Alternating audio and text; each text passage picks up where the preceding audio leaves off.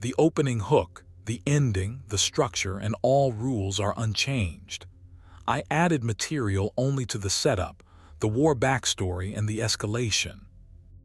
A boot crashed into the side of a wheelchair. Metal shrieked against the pavement. The chair rocked hard, one wheel lifting off the ground, and the man inside grabbed the armrest to keep from tipping. His knuckles went white on the metal. A second boot swung out and missed. Somebody laughed. 3 men in leather stood over him, thick necks, crew cuts gone gray, arms crossed like walls. "Wrong corner, old man," one of them said. The man in the chair didn't shout. He didn't beg. He just looked up at them. He reached down, slow, and rolled his jacket sleeve up past the elbow. That was Silas Renner. And a dog beside him, big and scarred, rose to its feet without a sound. What that faded tattoo showed made the biggest man in the room go pale and still. Nobody moved. Nobody breathed. Stay with me on this one. Let me back up and tell you how he got there, because it matters. The roadhouse sat off the highway near Kingman, Arizona, the kind of place with a gravel lot and a screen door that never quite closed. It was the middle of a hot afternoon. The sun came down hard and flat, and the air smelled like dust and old beer. Inside, a dozen men in leather cuts filled the back half of the room. They had a table in the corner they always took, the good one, the one with a view of the door and the bikes parked outside in a long chrome row. That was the Iron Vandals, a motorcycle club that had been running that stretch of desert for 30 years. Rough men, loud men, the kind of men most folks crossed the street to avoid. And then the front door opened and a wheelchair rolled through it. The man in the chair was maybe 60, gray in his beard. A worn field jacket, olive green, faded almost to nothing at the shoulders. His legs ended just below the knees, the pant cuffs folded and pinned. He moved the chair with slow, steady pushes of his hands, like a man who'd been doing it a long time and had made peace with it. Beside him walked a dog, not a pet. Anybody could see that. This was a Belgian Malinois, lean and dark, ears up, moving in perfect step with the chair. It had a gray muzzle and a long scar down one shoulder where the fur never grew back. A working harness sat across its chest. The dog's eyes swept the room once, slow and careful, and then locked forward again. The man rolled up to the bar. He didn't ask for a drink. He just sat there a minute, catching his breath, looking at the crowd in the back corner. Something in his face changed when he looked at them. Not fear. Something more like a man standing at the edge of cold water, deciding whether to go in. The bartender leaned over. "Help you?" "Just need a place to sit," the man said. His voice was quiet and rough like gravel under a tire. "Out of the sun for a bit, me and the dog." "Plenty of tables," the bartender said. But the man wasn't looking at the empty tables. He was looking at the corner, at the men in leather. And here's the thing you have to understand about a man like that. He'd spent his whole life not being welcome in rooms. He knew what it was to be waved off, talked past, treated like furniture. He'd learned to read a room in the first 2 seconds, who'd help him and who'd pretend not to see him, and he'd stopped being surprised by either one a long time ago. But some stubborn part of him had decided that afternoon that he was done rolling to the empty corner where nobody would have to look at him. So he pushed the wheels, and he rolled straight toward the men who scared everybody else. The dog stayed at his side the whole way. He stopped a few feet from their table. The talk died down. A dozen sets of eyes turned on him, and none of them were friendly. "Afternoon," Silas said. "Room in the corner. I was wondering if I could share it. Just need to sit a while." For a long second, nobody answered. Then a big man near the end of the table set down his beer. Bald, arms like fence posts, a beard down to his chest. "This is a private table, friend." "I don't take up much room," Silas said. "Dog neither, he'll lie right under. You won't know we're here." "I think you should go sit somewhere else." "I'd rather not." That got a few of them sitting up. You didn't say I'd rather not to the Iron Vandals, not in their own bar. A couple of the younger ones stood up, and that was when it started to go bad. One of them stepped around the table, close, looking down at the man in the chair like he was a stain on the floor. "You deaf old man, roll on." And Silas just looked up at him, calm as still water, and said, "No." That's how you get a boot in the wheel. That's how the chair rocked and near tipped and the whole room went tight and mean. That's where we came in, but now you know he chose it. He rolled toward that corner on purpose. The question is why? Why would a man with no legs pick a fight with a room full of bikers? What did he know that they didn't? Hold on to that. Here's what happened next. When the chair rocked and Silas grabbed the armrest, the dog moved. Not to bite, not to lunge. The Malinois stepped between the wheelchair and the men, and it stood there, dead still, staring up at them without a single sound. No bark, no growl, just eyes. And there is nothing on this earth more unsettling than a war dog that won't make a sound because it means the sound isn't the warning. The silence is the warning. The young biker stepped back without meaning to. And in that quiet, Silas rolled up his sleeve. He did it slow, past the wrist. Past the forearm where you could see old scarring, pale and puckered, the kind that comes from metal and fire. Past the elbow. And there, inked over the worst of the scars, faded to a soft green-black by 40 years of sun, was a tattoo. A skull with wings, a number under it. And a line of words in a curve beneath, an old unit motto, the letters worn but readable to anyone who knew where to look. Most of the men just frowned at it. To them it was an old faded tattoo on an old faded man. But at the head of the table, one man had gone completely still. He was older than most of them. 60s, silver hair pulled back, a president's patch on his chest that said his name and his rank in the club. He'd been sitting back the whole time, watching, letting his boys handle it, the way a man does when he's used to being obeyed.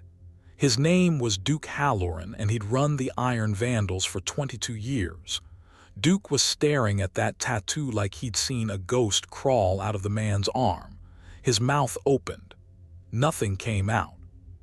His beer sat forgotten in his hand. The color had drained clean out of his face, and this was a man whose face didn't change for anything. Not for cops, not for fights, not for funerals. "Where," Duke said finally, his voice came out cracked. "Where did you get that?" Silas met his eyes. "Earned it," he said. "Same place you'd know it from, I'm guessing." And that was when the dog did the thing that stopped everyone's heart. The Malinois turned away from the young bikers. It turned toward the head of the table, toward Duke. Its ears came up. Its whole body changed, went from hard and still to something almost trembling, and it took one step, then another slow, like it couldn't quite believe what its nose was telling it. And then the dog crossed the whole length of that table and pressed itself against Duke Halloran's leg. Hard. The way a dog presses into someone it has been looking for. It pushed its scarred head up under Duke's hand into his palm, and it let out one long breath through its nose. A sound like something breaking loose after a long, long time. Duke looked down at the dog, and this big, hard, silver-haired man who had buried friends and broken jaws and never flinched in his life, this man started to shake. "No," he whispered. "No, that can't be." He dropped to one knee. The president of the Iron Vandals got down on the sticky floor of a roadhouse and put both hands on that dog's face and looked into its eyes, and whatever he saw there took something out of him. His breath came ragged. His hands weren't steady. "Rook," he said. The dog's tail moved. Once, slow, like a thing remembering how.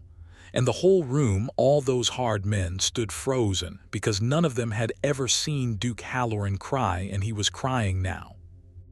"How do you know that dog's name?" Silas said quietly. It wasn't really a question. His own eyes had gone bright and wet. Duke looked up at him from the floor. "Because I raised him," he said, "from a pup in my own backyard." His voice broke apart. "Before I gave him to my son."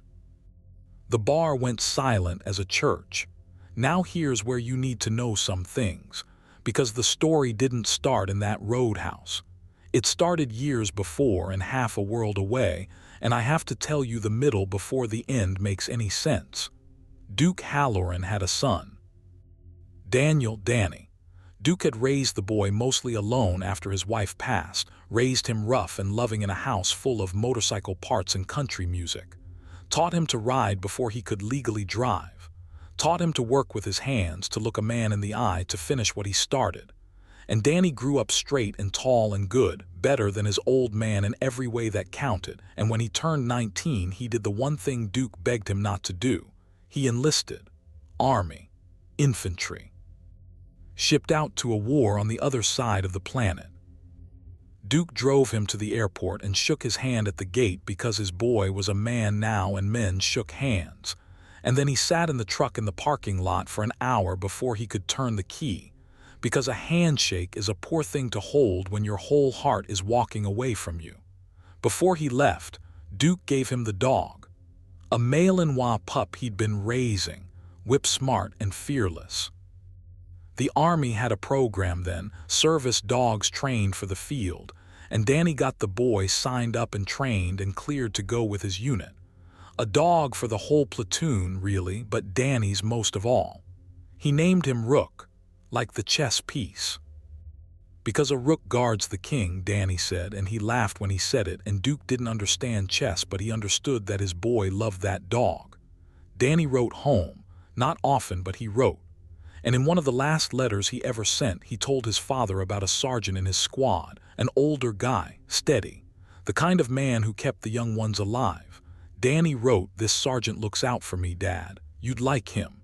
He's got the same tattoo we all got. We're a family out here." Then the letters stopped. 2 men in dress uniforms came to Duke's door one gray morning. They told him there'd been an ambush, a roadside bomb, then gunfire. They told him his son was gone. They told him it had been quick, which is what they always tell you, whether it's true or not. They didn't tell him about the dog. They didn't tell him about the sergeant. There was no reason to. Duke signed the papers and he buried an empty coffin because there wasn't enough to send home, and he closed a door inside himself that he never opened again. He never got the dog back. He assumed Rook had died out there too, or been reassigned, or lost in the great machine of the war. He'd stood in his backyard 100 nights after and looked at the spot where that pup used to sleep, and he'd made himself stop wondering, because wondering was a road that led nowhere but down. That was 11 years ago. Now let me tell you about the sergeant. Silas Renner had been in the Army for most of his adult life. Never married. No kids of his own. The unit was his family, the way it is for some men, the ones who don't have anywhere else to put all that love they're carrying.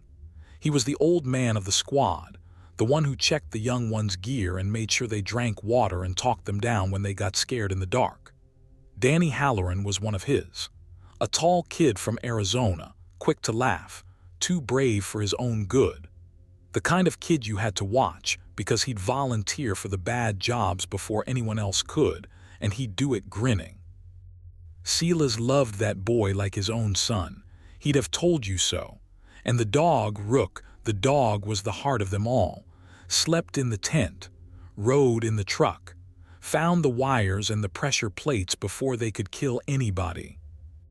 That dog saved the whole squad more times than anyone could count, until the day it couldn't. I'll get to that day. But first I need you to see them all together, because it's the together that gets ripped apart.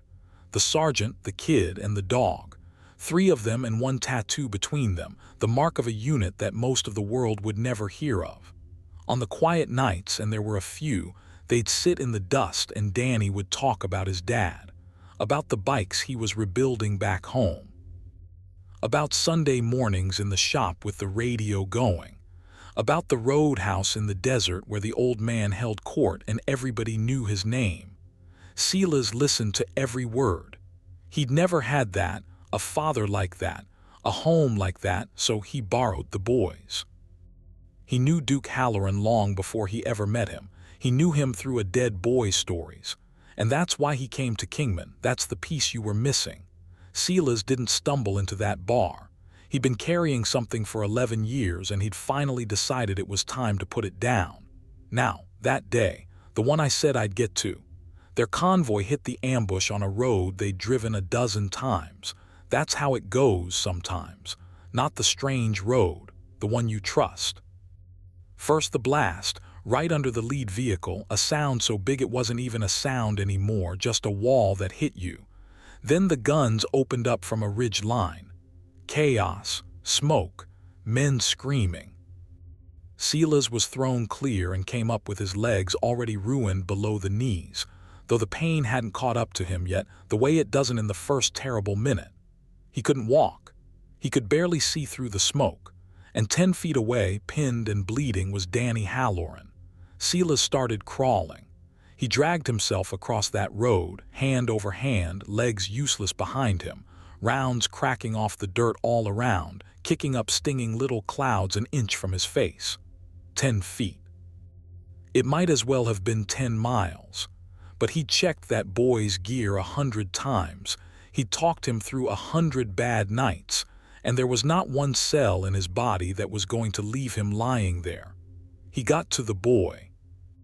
He grabbed his collar and he pulled and he kept pulling toward the wreck of a truck that might give them cover, and Rook came.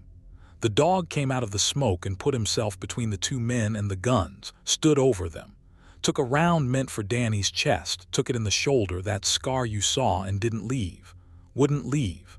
Silas kept dragging and the dog kept covering, and somewhere in there the medics fought their way up the road and got them out. They saved Silas. They saved the dog. They couldn't save Danny. The boy died in the dirt with his sergeant's hand fisted in his collar and his dog standing over him, and there wasn't a thing on God's earth anybody could do about it. Silas held him, told him he had him. Told him it was okay, over and over, the way you do, even when it isn't and never will be. And with almost the last of it, Danny looked at him and got out 3 words. Tell my dad. That was all, tell my dad. He never finished it. He didn't have to. Silas knew exactly what the boy meant. So Silas made a promise to a dying 19-year-old on a road on the far side of the world. He would find Duke Halloran, he would tell him, and he would bring the dog home. The army wanted to put Rook down at first, a war dog with a bad shoulder and a dead handler. Silas fought them from a hospital bed with no legs, filed the papers, made the calls. Pulled every string he had left, and he called in favors for 2 years until they finally signed that dog over to him.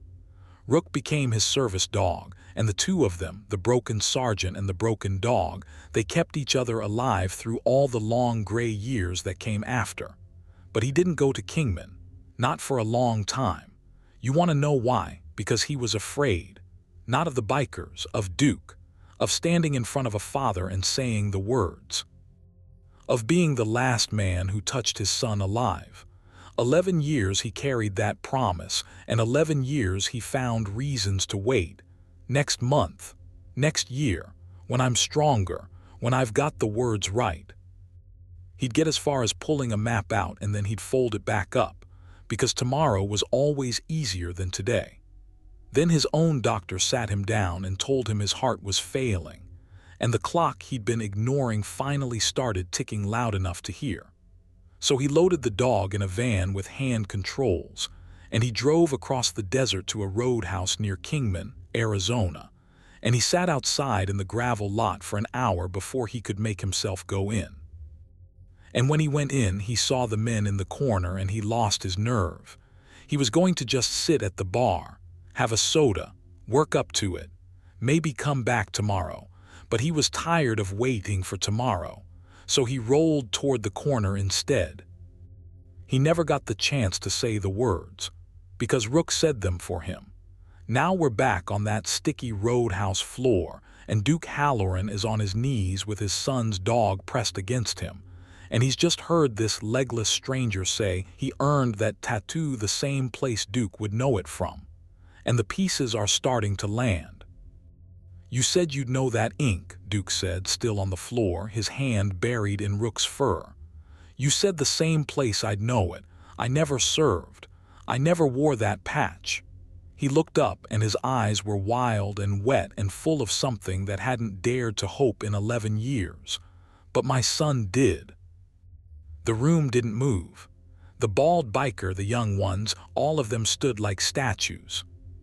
His name was Daniel, Silas said. His voice barely held. Danny, tall kid, laughed too much, talked about his dad's bikes till we told him to shut up so we could sleep. A wet, breaking almost laugh got out of him. Talked about a roadhouse in the desert.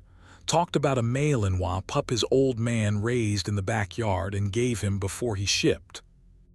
Duke made a sound like he'd been hit. I was his sergeant, Silas said. I was there. I was there on the road, Duke. I had my hand on him. He stopped. His jaw worked. I've been trying to get here for 11 years to tell you that, and I'm a coward because it took a failing heart to make me do it. Duke Halloran stayed on his knees. He was looking at the dog now. At the scar on its shoulder. That scar, he said. How'd he get that scar? Silas told him. He told him about the blast and the smoke and the crawl across the road. He told him about a war dog that stood over 2 bleeding men and took a bullet meant for his boy and never once thought about running. He told him what Rook was. Not just a pet.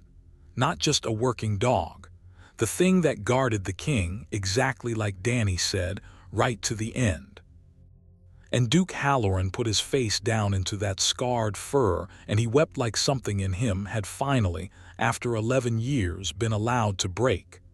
If you're still with me here, and I hope you are, take 1 second and hit that subscribe button. Not for me.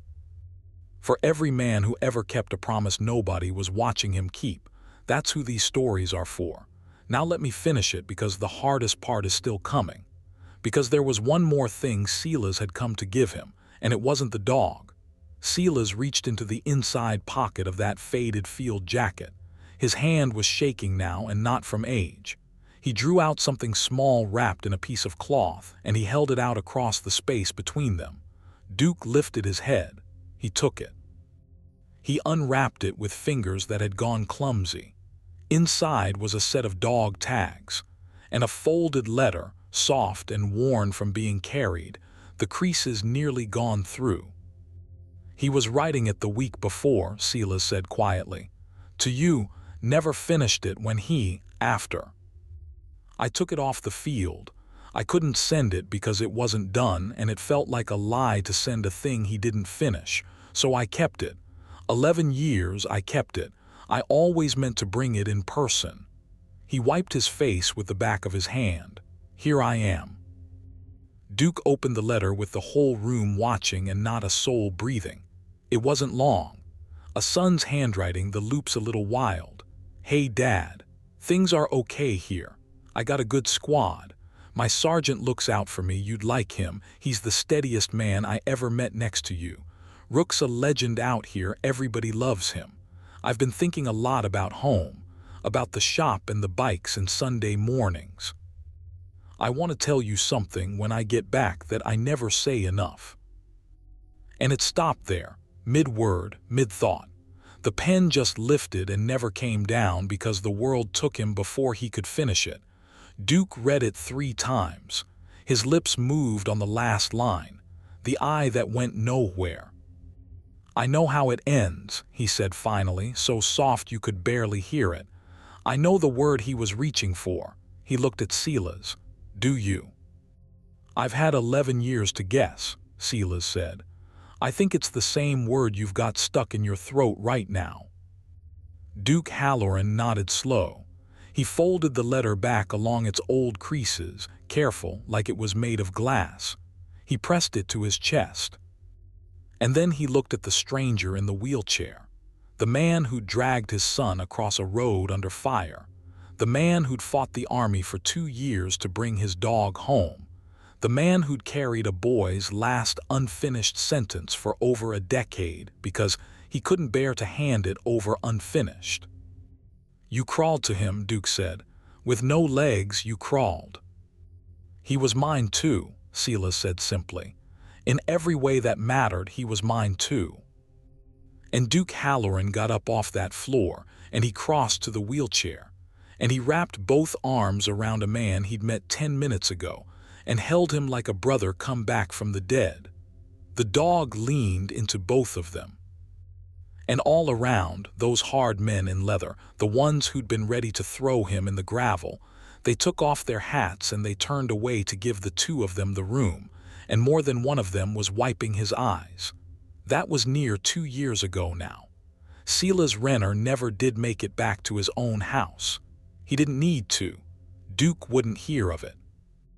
There was a spare room at the back of Duke's place with a ramp built to it inside a week, every one of the iron vandals swinging a hammer, and that's where Silas lived out the time his failing heart had left him, which turned out to be a little more than a year, longer than the doctors promised.